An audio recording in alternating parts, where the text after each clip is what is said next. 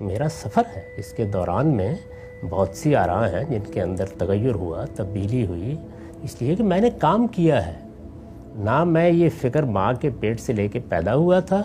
اور نہ میں نے اس جمود کو اختیار کیا ہے کہ جو کچھ مجھے دے دیا گیا ہے اب میرا ذہن اس پر متحجر ہو گیا ہے، فوسلائزڈ ہو گیا ہے، مجھے اس کا جائزہ نہیں لینا۔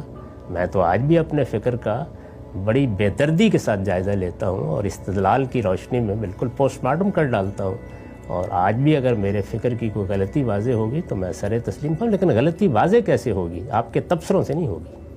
وہ اس سے ہوگی کہ آپ بتائیں گے کہ یہ قرآن کی آیت ہے،